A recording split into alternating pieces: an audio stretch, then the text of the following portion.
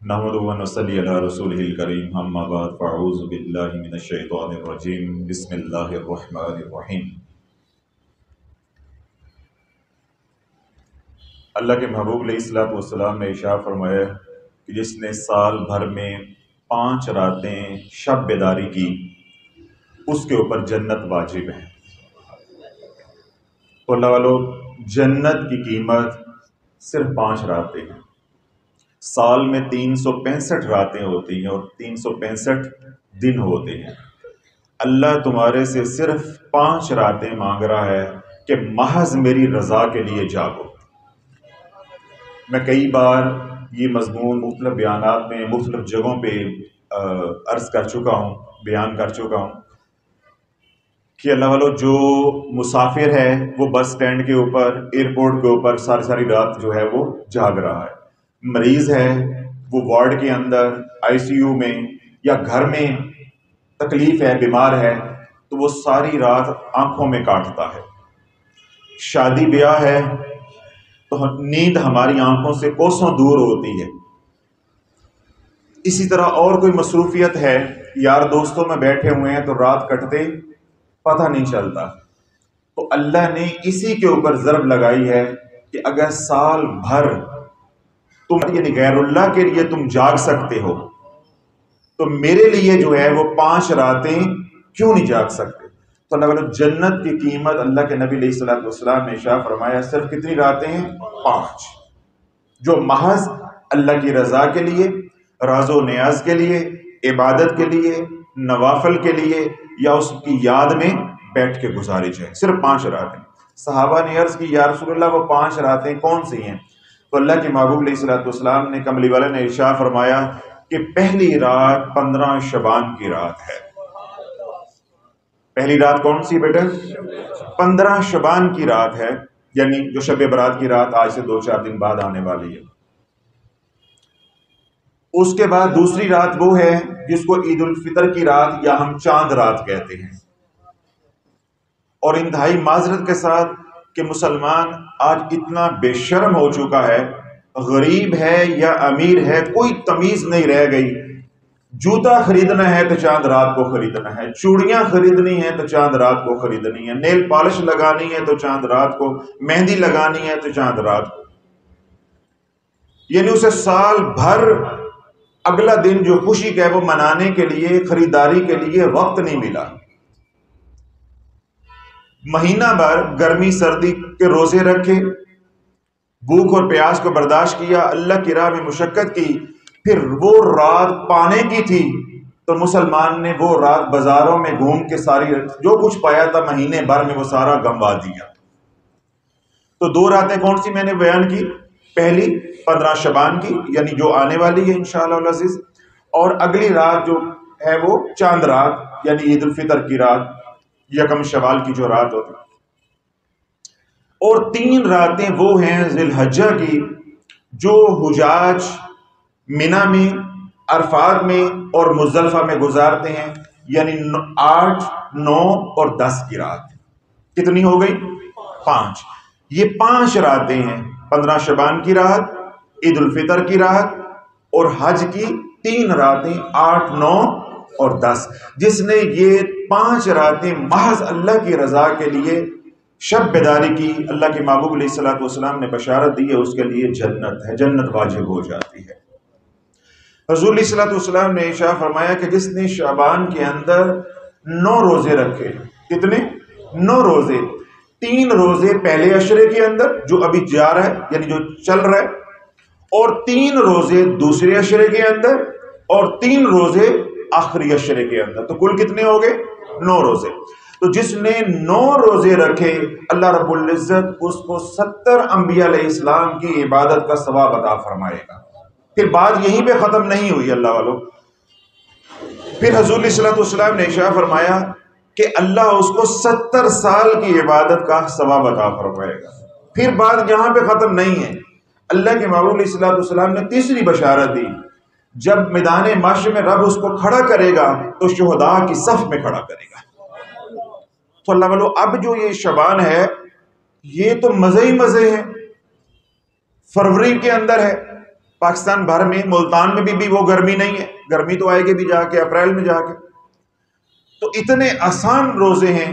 تو اگر شعبان کے روزے آپ حضرات نے نہیں رکھے، آج اللہ کے نبی علیہ الصلوۃ والسلام کا پیغام آپ نے سن لیا، تو اللہ جو رہ گئے ہیں دن ان میں پورے کر لو. اور پھر 3 روزے اگلے عشرے میں، جس طرح 15ویں کا رکھیں تو ساتھ ہی 16ویں اور ساتھ ہی 17ویں کا اکٹھا رکھ لیں، 3 روزے اکٹھے رکھ لیں. پھر اگلے عشرے کے اندر 3 روزے رکھ لیں. اور اس کا آسان کلیہ میں آپ کو بتاتا ہوں. جس طرح پاکستان کے اندر آدھا تتر آدھا بٹیر ہے، کچھ لوگ جمعے کی چھٹی کرتے ہیں اور کچھ لوگ اعتبار کی. سمجھ سے بالا تر نظام ہے، لیکن اس نظام کا فائدہ اٹھائیں کہ ایک روزہ آپ کل رکھ لیں، جمعہ، ہفتہ اور اتوار. اب اس میں جو دکاندار لوگ ہیں یا پرائیویٹ سیکٹر میں کام کرنے والے ہماری طرح کے لوگ ہیں وہ بھی آ جائیں گے، جو ملازم طبقہ ہے وہ بھی آ جائے گا. تو آپ حضرات کل کا روزہ رکھنے کا ارادہ کریں کہ کل جمعہ، ہفتہ اور اتوار میں 3 روزے جو ہے وہ مسلسل رکھوں گا. اور اس کے بعد انشاءاللہ دوسرے عشرے کے 15، 16 اور 17 شعبان کے، اور جو تیسرا عشرہ انشاءاللہ شروع ہوگا اس میں جون سے بھی دن مجھے آسانی والے ہوں گے، چاہے میں جمعہ، ہفتہ، اتوار رکھوں، یا جون سے بھی دن آسانی والے ہوں چاہے توڑ کے رکھیں، اس میں کوئی قید نہیں ہے. روزے جو ہے وہ ہر عشرے کے اندر 3 رکھنے، اور کل روزے کتنے ہو جائیں گے؟ 9. تو جس نے 9 روزے شمال المعظم کے رکھے، اللہ کے نبی علیہ الصلوۃ والسلام نے بشارت دی ہے کہ اللہ اس کو 70 انبیاء علیہ السلام کی عبادت کا ثواب عطا فرمائے گا، 70 سال کی عبادت کا ثواب عطا فرمائے گا. اور کل قیامت کے دن میدان محشر میں جو شہداء کی صف ہوگی، اللہ کہے گا اس میں جا کے کھڑا ہو جا. کوئی مشکل ہے؟ اصل یہ ہے کہ کوئی بتانے والا نہیں ہے، اور آج کے دور میں نہ کوئی سننے والا ہے، نہ کوئی سننے والا ہے. تو اللہ والو جو ماہ شعبان جاری و ساری ہے، اس کی فضیلت اتنی احادیث کے اندر آئی ہے، صحیح سند کے ساتھ جو احادیث ہیں ان کے اندر بھی، جو احادیث کو ضعیف کہا گیا ہے ان کے اندر بھی. تو ایک اصول حدیث یاد کر لیں کہ جب فضائل کی بات ہوتی ہے، وہ تمام احادیث جو ضعیف سند کے ساتھ ہیں ان کو بھی قبول کیا جاتا ہے. اور اگر ان ہم دونوں حدیثوں کو، یعنی دونوں گروہوں کو جمع کر لیں تو اللہ والو اتنی فضیلت ہے 15 شعبان کی کہ بندہ قیامت تک بھی بیان کرتا رہے تو حق نہیں ادا کر سکتا. اتنی فضیلت جو ہے وہ احادیث مبارک کے اندر آئی ہے. اب یہ جو 15 شعبان کی رات آ رہی، یعنی جس کو ہم شب برات کہتے ہیں، اللہ والو یہ اتنی برکتوں والی، رحمت والی، سلامتی والی رات ہے. آج اور ابھی سے ارادہ کریں کہ میں اس رات کو قیمتی بناؤں گا. میں اس رات کو کیا کروں گا؟ قیمتی بناؤں گا. میں نے ساری زندگی لوگوں کے لیے جاگا ہے، شب بیداری کی ہے، تو کیا میں ایک اپنی قبر کے لیے نہیں کر سکتا؟ ایک میں رات اپنی آخرت کے لیے نہیں جاگ سکتا؟ یا یوں بلکہ کہنا چاہیے کہ میں ایک رات اللہ کے لیے نہیں جاگ سکتا؟ جو اس فکرے کے اندر مٹھاس ہے، وہ ان 2 فکرے جو پہلے میں نے بولے ان کے اندر وہ بات نہیں ہے کہ اپنی آخرت کے لیے، اپنی قبر کے لیے. اس کے اندر مطلب ہے جو کہ جائز ہے، لیکن یہ جو بات ہے کہ میں جاگوں گا تو محض میرا اللہ راضی ہو جائے، اس کے اندر محبت ہے. تو محبت کی پھر کوئی قیمت نہیں ہوتی، محبت کا کوئی پھر حساب نہیں ہوتا. جہاں محبتیں ہوتی ہیں وہاں حساب نہیں ہوتے. تو اللہ والو اللہ سے محبت کر کے دیکھو، تم اللہ سے حساب نہیں کرو، اللہ تمہارے سے حساب نہیں کرے گا. پھر یہ نہیں کہو گے کہ میں 2 پیسے کا محتاج ہوں. جب اللہ سے تم حساب کرو گے پھر اللہ بھی تمہارے ساتھ حساب کرے گا. تو جس سے اللہ حساب کرنے پہ آ جاتا ہے اس کی زندگی اجیرن ہو جاتی ہے، اس کی زندگی اجیرن ہو جاتی ہے. تو ہم نے الحمدللہ تمام حضرات نے ارادہ کیا کہ 15 شعبان یعنی شب برات کی رات کو ہم کیا کریں گے؟ قیمتی بنائیں گے. اب اللہ اگر اس کو قیمتی کیسے بنانا ہے، یہاں سے بات آپ حضرات نے توجہ کے ساتھ سننی ہے. جو 14 شعبان کا دن ہوگا تو رات کون سی آئے گی؟ یہ تو سمجھ آ گئی. مثال کے طور پہ آج 14 شعبان ہے، تو جس دن 14 شعبان آئے گا، زور سے پہلے یا زیادہ سے زیادہ عصر سے پہلے زندگی کے تمام امور سے اپنے آپ کو فارغ کر لیں. جس طرح آپ حضرات یہاں محفل میں تشریف لے کے آتے ہیں تو آپ کو معلوم ہوتا ہے ہم نے مغرب کی نماز حضرت صاحب کے ساتھ جا کے پڑھنی ہے، خانقاہ میں پڑھنی، تو آپ سارے کاموں سے اپنے آپ کو فارغ کر لیتے ہیں. تو ایسے ہی 14 شعبان کو اپنے آپ کو عصر سے پہلے سارے کاموں سے فارغ کر لیں، سکون کے ساتھ عصر کی نماز پڑھیں جہاں پہ بھی آپ ہیں۔ عصر کی نماز کے بعد سب سے پہلا کام آپ یہ کریں کہ اپنے ناخن کاٹیں۔ کیا کریں؟ ناخن کاٹیں۔ ناخن کیسے کاٹنے ہیں؟ اس کا جو مستحب طریقہ ہے، جو علماء نے، فقہاء نے، صالحین نے ہمارے تک پہنچایا ہے، اللہ والو اس طریقے سے ناخن کاٹو گے تو اس رات کے فیض و برکات بھی ملیں گے، اس رات کی نورانیت بھی ملے گی، اس رات کی روحانیت بھی ملے گی، اس رات کی رحمت بھی ملے گی، اس رات کی برکت بھی ملے گی، اس رات کی سلامتی بھی ملے گی، صرف ایک عمل کے اوپر کہ ناخن کیسے کاٹنے ہیں۔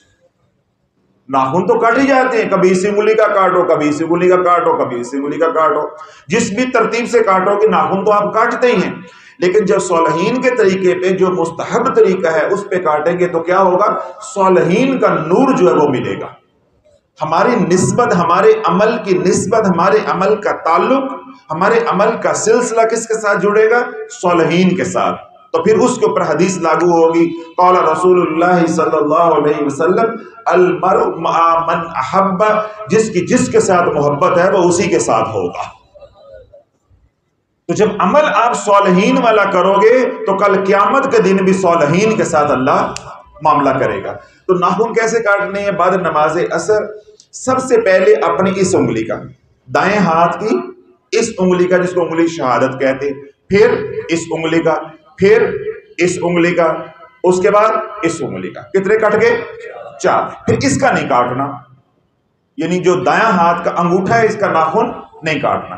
اب آپ نیل کٹر لے کے ادھر آ جائیں گے، بائیں ہاتھ کی سب سے چھوٹی انگلی کا، پھر اس انگلی کا، پھر اس انگلی کا، پھر یہ شہادت کی انگلی کا، پھر انگوٹھے کا۔ کوئی اس میں مشکل ہے؟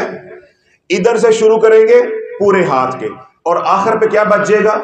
دائیں ہاتھ کا انگوٹھا۔ اللہ والو اس طرح ناخن کاٹ کے کبھی دیکھو، تمہیں ناخن کاٹتے ہوئے جو لطف آئے گا، اور اس کے بعد جو آپ کا بدن، آپ کی روح ایسے لطیف ہوگی، کیوں؟ اس سے نورانیت ملے گی کہ اب آپ کا عمل جو ہے وہ صالحین کے عمل کے ساتھ مطابقت اختیار کر گیا ہے۔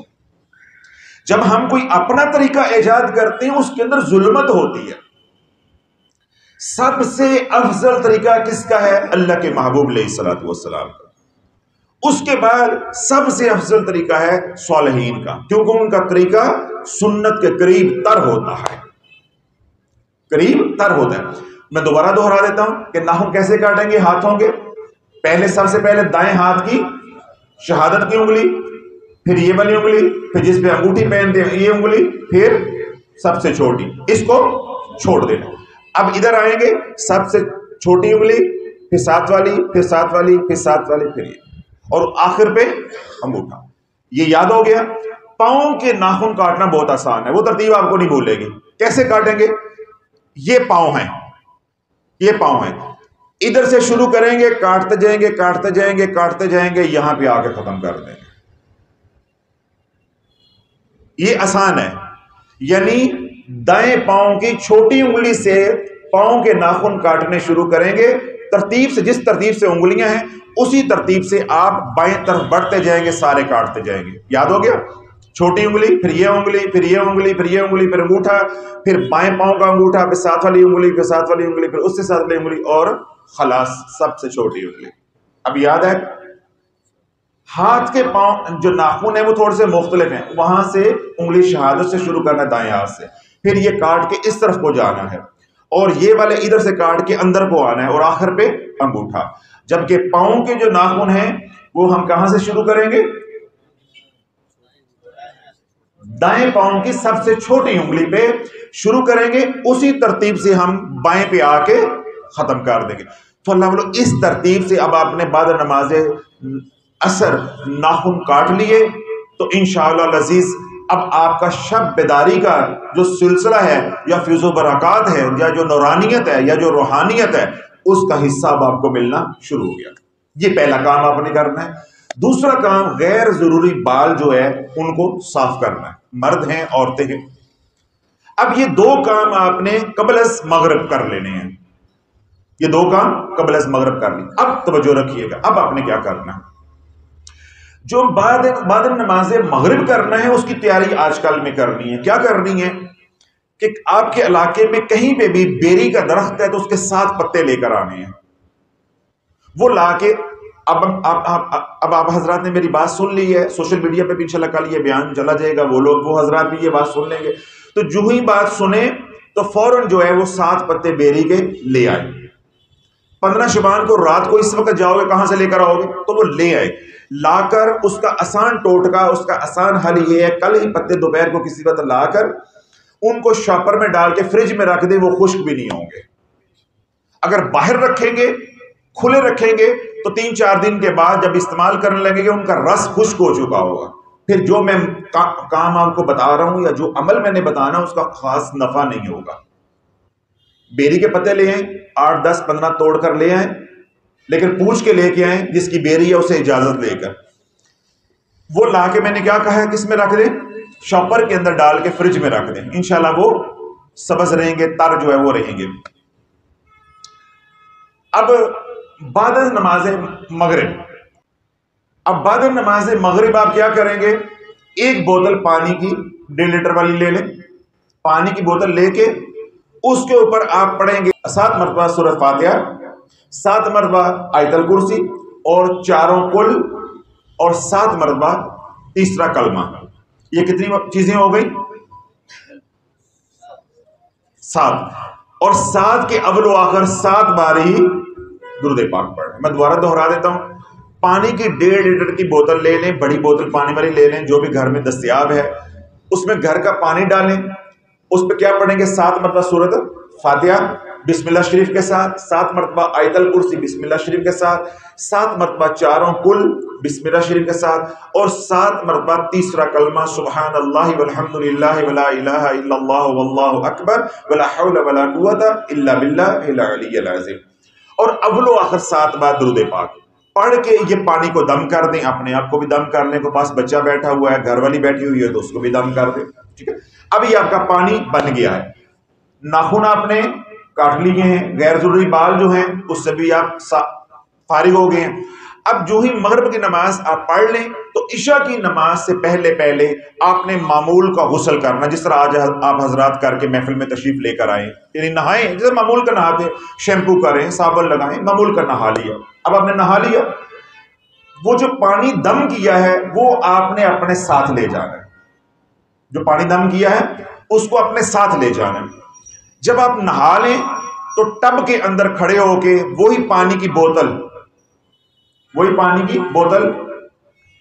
آپ نے اپنے دائیں کندھے پہ ڈالنی ہے، اپنے بائیں کندھے پہ ڈالنی ہے، اور جو پانی بچ جائے وہ اپنے سر پہ ڈال لینا ہے. وہ کیا کر رہے ہیں؟ اپنے سر پہ ڈال لینا ہے. اب یہ ہو گیا غسل شفا. یہ آپ حضرات کو پہلے بھی میں بتاتا رہتا ہوں، لیکن 15 شعبان کو جو غسل کرنا ہے اس کی نورانیت کو ہم نے جو بڑھانا ہے، یا جو کام میں آپ عرض کرنا چاہ رہا ہوں وہ یہ کہ 15 شعبان کو جس نے بیری والے پتوں کا غسل کیا اور اوپر یہ اعمال کیے، اس کے اوپر سال بھر جادو نہیں چلے گا. اگر آپ کے اوپر جادو ہے تو جادو ٹوٹ جائے گا، یعنی پہلے کا ہے. اور اگر جادو نہیں ہے، اللہ عافیت خیر رکھے، تو آج آپ نے یعنی 15 شعبان کی یعنی شب برات کی رات ہے، آج آپ نے غسل کر لیا تو اب بقیہ جو آئندہ آنے والے ایام ہیں 364 ان کے اندر جادو انشاءاللہ نہیں چلے گا. اب یہ جو ہم نے پانی بنایا ہے اس پانی کو بیری والے پانی میں کیسے بدلیں گے؟ جو 7 پتے آپ بیری کے لے کر آئے، یہ 10 لے کے 15 لے کے، ہم نے اس میں کتنے لینے ہیں؟ 7 بس. یہ جو پانی آپ نے پڑا ہے، دم کیا ہے، جس کے اوپر آپ نے 7 مرتبہ سورۃ فاتحہ، 7 مرتبہ آیت الکرسی، 7 مرتبہ 4 قل، ہر ایک 7 بار، اور 7 مرتبہ تیسرا کلمہ اول و آخر 7 بار درود پاک. یہ جو پانی دم کیا ہوا ہے اس کو کیتلی میں ڈالیں اور 7 پتے بھی اس کے اندر ڈال دیں. اوپر اس کا ڈھکن رکھ دیں. اس کو کیا ہوگا؟ جوش آئے گا، اس کو ابالیں 3 4 5 دفعہ، ابلتا رہے آدھا گھنٹہ، تو پتوں کا کیا ہو جائے گا؟ رس نکل آئے گا. ٹھیک ہے. اب وہ پتے جو ہے وہ کسی کاغذ میں لپیٹ کے کسی اونچی جگہ پہ رکھ دیں، ان کو ضائع کر دیں، وہ سوکھ جائیں گے، وہ ختم ہو جائیں گے. جب گھر میں گملہ ہے تو وہاں دبا دیں، کوئی لان ہے تو وہاں دبا دیں، کوئی فلیٹ میں رہتا ہے، کوئی تنگ جگہ ہے تو کسی درز میں رکھ دیں، کسی دیوار کے اندر رکھ دیں. کیونکہ ان کے ساتھ پانی مس کیا ہوا ہے، دم کیا ہوا پانی۔ اب یہ آپ کا پانی کون سا بن گیا ہے؟ بیری کے پتوں والا پانی۔ اب وہی طریقہ جو میں نے ابھی پہلے بتایا ہے معمول کا غسل شفا کرنے کا، اب آپ نے معمول کا اندر کمرے میں واش روم میں جائیں، جا کے اپنے معمول کے مطابق نہائیں، نہانے کے بعد ٹب کے اندر کھڑے ہو کے یہ جو بیری کے پتوں والا پانی دم کیا ہوا ہے اس کو پہلے کہاں ڈالیں گے؟ دائیں کندھے پہ، پھر بائیں کندھے پہ، پھر جو بقیہ بچ جائے وہ سر پہ۔ اب وہ پانی سارا ہمارے بدن کو مس کر کے نیچے اتر جائے گا۔ کس میں گرے گا؟ ٹب کے اندر، یعنی جاگ رہے ہیں ماشاءاللہ، وہ ٹب میں گرے گا۔ اب آپ آرام سکون سے باہر نکلیں، دعا پڑھیں، اور وہ جو ٹب میں پانی ہے جو آپ کے بدن کو مس کر کے نیچے اترا ہے وہ اٹھا کے گھر کی چھت پہ ڈال دیں۔ کوئی گھر میں گملہ ہے تو اس میں ڈال دیں، کوئی لان ہے تو اس میں ڈال دیں۔ اگر کوئی فلیٹ میں رہتے ایسی کوئی جگہ نہیں ہے تو اس پانی کو بوتل میں ڈال لیں۔ کس میں ڈال لیں؟ بوتل میں۔ تو کہیں باہر جا کے پانی جہاں بھی کچی جگہ ہو وہاں پھینک دیں۔ پانی کو ضائع کرنا کوئی مسئلہ نہیں، جہاں بھی کوئی بندہ رہتا ہو، کوئی جیل میں بھی رہتا ہو تب بھی کوئی مسئلہ نہیں ہے۔ کوئی گھر کی دیوار ہے اس کو ایسے کر کے پھینک دیں۔ تو اب آپ نے یہ کیا کر لیا ہے؟ غسل شفا بیری والا۔ پہلے میں نے کیا بتایا تھا؟ سادہ غسل شفا، جس کو روحانی غسل بھی کہتے ہیں، اس کو بھی روحانی غسل کہتے ہیں۔ تو اب یہ کیا ہے؟ بیری والے پتوں کا غسل شفا ہو گیا۔ تو اللہ والوں اگر یوں شب برات کی رات آپ حضرات غسل کرنے میں کامیاب ہو گئے تو میں نے کیا بات کہی ہے؟ اگر پہلے کو جادو ہے تو وہ بھی ٹوٹ جائے گا، اور اگر پہلے اللہ نے آپ کو حفظ و امان میں رکھا ہے، خدا نہ خواستہ آنے والے دنوں میں کوئی آپ کے اوپر وار کرتا ہے تو سال بھر اللہ آپ کو جادو سے، کالی نظر سے، حسد سے، روحانی ہر قسم کی بندش سے محفوظ فرمائے گا۔ وہ تمام مریض جو کہتے ہیں ہم لا علاج مرض میں مبتلا ہیں، چاہے وہ شوگر ہے، چاہے وہ ڈائبٹیز ہے یعنی بلڈ پریشر ہے، چاہے ہیپاٹائٹس ہے، چاہے کینسر ہے، اس طرح کا کوئی بھی مرض ہے، سمجھ آ گئی؟ یا ایسا مرض ہے جو ڈاکٹروں سے تشخیص نہیں ہو رہا، یا یہاں تک کہ چھوٹا موٹا کوئی بھی مرض ہے جو جوڑوں کا درد ہوتا ہے، پٹھوں میں درد ہوتا ہے، جو معمولی مرض پاکستان میں آج کل بن چکے ہیں، اس طرح کے کسی بھی مرض میں مبتلا ہے تو وہ نیت کر لے کہ میں نے روحانی غسل شفا کرنا ہے، بیری کے پتوں والا۔ بات سمجھ آ گئی؟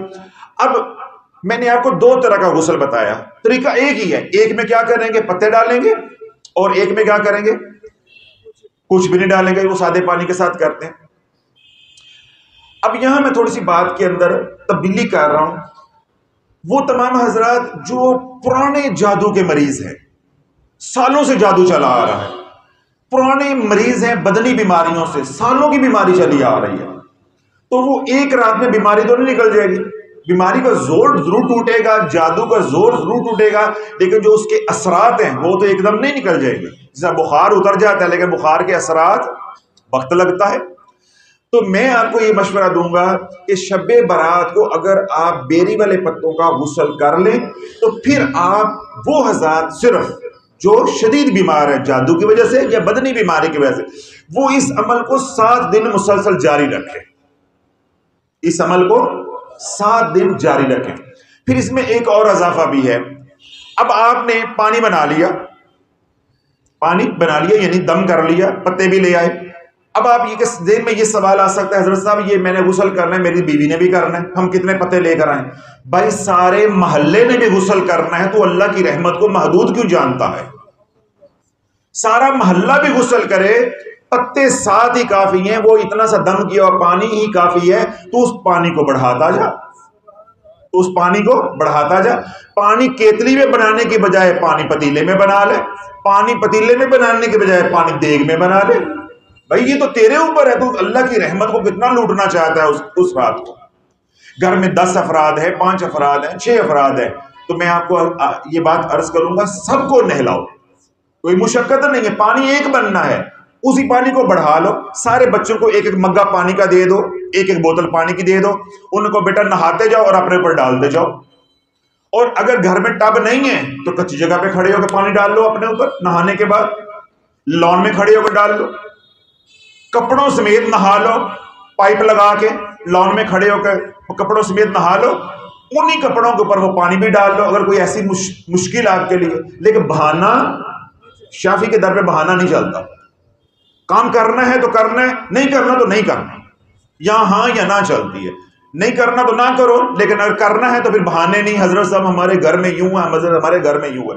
میں نے بتایا کچھ کال کوٹری کے اندر، جیل کے اندر بھی ہو تو جو میں طریقہ بتایا وہ وہاں بھی کر سکتا ہے، صرف اس بیچارے کو پتے مل جائیں تو وہاں بھی کر سکتا ہے۔ اور دوسری بات میں نے جو عرض کی وہ یہ کہ جب اللہ رب العزت آپ حضرات کو توفیق دے دے، ہمیں توفیق دے دے یہ عمل کرنے کی، تو وہ حضرات جو شدید بیماری سے متاثر ہیں، چاہے وہ جادو کی وجہ سے ہے، چاہے وہ بدنی طبعی مسئلے کی وجہ سے ہے، تو وہ اس عمل کو 7 دن جاری رکھیں۔ ایک بات کا اضافہ، ایک اور بات کا اضافہ یہ کر رہا ہوں کہ یہ عمل ہفتے میں ایک بار اللہ والو کر لیا کرو، یہ عمل ہفتے میں ایک بار کر لیا کرو۔ یہ جو جس دور میں ہم رہ رہے ہیں اللہ والو، یہ شر کا دور ہے۔ جس طرح خدا نخواستہ آپ باہر نکلیں، کوئی موٹر سائیکل والا آپ کو موٹر سائیکل مار دے، کوئی اس کی ضمانت ہے؟ کچھ بھی ہو سکتا ہے، بے نہیں کسی وقت بھی آپ پہ وار ہو سکتا ہے۔ میں نے ایسی مصیبتیں بھی الحمدللہ اللہ کی دی ہوئی توفیق سے ان کو برداشت کیا ہے، سامنا کیا ہے کہ آج جادو کی کارڈ مکمل ہوئی ہے، میں نے خیرات کی ہے، اگلے دن پھر ہو گئے، یعنی یہ مصیبتیں بھی برداشت کی۔ اور ایک وقت ایسا بھی آیا کہ 28 جادوگر میں لڑ رہے ہیں، جادو دن رات کر رہے ہیں، اور میں اکیلا ہوں۔ لیکن میں اکیلا نہیں ہوں، جن کو میرا پتا ہے ان کو بہت پتا ہے۔ تو الحمدللہ اللہ رب العزت نے نکال دیا۔ تو یہ بات میں نے ضمناً اس لیے کہی ہے کہ کسی طرح آپ کے اندر وہ جو چور چھپا ہوا ہے، جو ڈر ہے، وہ نکل جائے۔ اللہ والو جنات سے ڈرنا نہیں ہے، شیاطین کی کیا اوقات ہے، وہ تمہارے پخانے کے اوپر پلتے ہیں، تمہارے پیشاب کے اوپر پلتے ہیں، ان کی یہ اوقات ہے۔ حضرت صاحب جادو ہو گیا، حضرت صاحب جادو ہو گیا، حضرت صاحب جنات نے ذلیل کیا ہوا ہے۔ بھائی تو ایک بار پڑھ اعوذ باللہ من الشیطان الرجیم، شیطان تیری وجہ سے ذلیل ہو جائے گا، تیری پڑھائی کی وجہ سے ذلیل ہو جائے گا۔ تو ایک بار کہ لا حول ولا قوت الا باللہ العلی العظیم، شیطان کی ہوا خرج ہو جاتی ہے جو ایک بار کہتا ہے لا حول ولا قوت الا باللہ العلی العظیم۔ تو ہم نے کیا کیا ہوا ہے کہ ایمان کی کمزوری کی وجہ سے شیاطین کو سر پہ بٹھا لیا ہوا۔ حضرت صاحب ڈر لگتا ہے، حضرت صاحب ڈر لگتا ہے، وہ لگ رہا ڈرنا نہیں ہے۔ اگر میں 32 سال سے لڑ رہا ہوں اللہ کی رضا کے لیے، مخلوق خدا کی خدمت کرنے کے لیے، حضور کی نوکری، حضور کی امت کے لیے، تو میں صحیح آپ کے سامنے بیٹھا ہوں، میرا بال بگا نہیں کر سکتے، آپ کا کیا بگاڑ لیں گے؟ کچھ تو اپنے اندر وہ کیا کہتے ہیں، غیرت پیدا کرو، بے شرمی نکال دو، غیرت پیدا کرو کہ ہم نے ڈرنا نہیں ہے، ہم کوئی لوارث نہیں ہے، ہم کملی والے کے غلام کے غلام ہیں، ہمارے وارث زندہ ہیں، آج بھی زندہ ہیں، کل بھی زندہ ہیں، اور قیامت تک زندہ ہیں اور ہمیشہ زندہ ہیں۔ ہم ان کی در کے غلام ہیں، پھر جو ان کی در کے غلام ہیں، ان غلاموں کی ہم غلام ہیں، ان کے جوتے ہم اٹھاتے ہیں، ان کے ہاتھ ہم چومتے ہیں۔ تو ہماری محبت کی اتنی قیمت بھی نہیں ہے کہ ایک بدبخت جادوگر، ایک مرتد جو واجب القتل ہے، وہ ہمارے پہ جادو کرے، ہماری مدد کو کوئی نہ آئے۔ تو اللہ بولو اپنے اندر حوصلہ پیدا کرو۔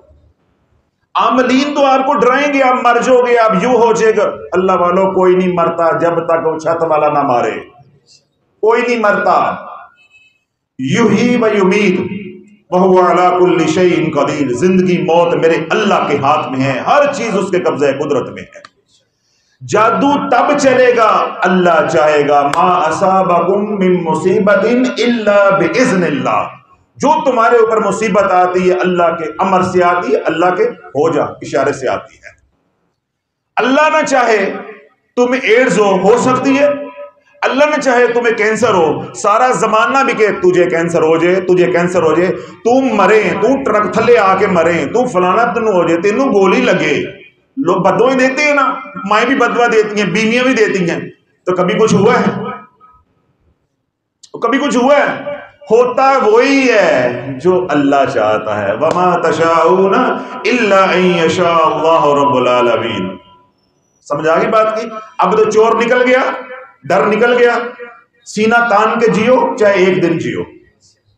میرا سبق یہی ہے جو میرے بزرگوں نے مجھے پڑھایا ہے، یعنی بندہ جیے تھوڑی دیر کے لیے جی لے. اسی طرح میرے بزرگوں نے یہ سکھایا ہے، کھاؤ کسی کے دسترخوان پہ بھی جاؤ، تھوڑا کھاؤ لیکن بندے دے پترا نہ کھاؤ، کم دا کھاؤ. یہ نہیں ہے کہ سارا دسترخوان اندر اونڈیل لو، میزبان بھی ناراض ہو اور خود بھی بیمار ہو جو. تھوڑا کھاؤ اچھا کھاؤ، تھوڑا بولو اچھا بولو.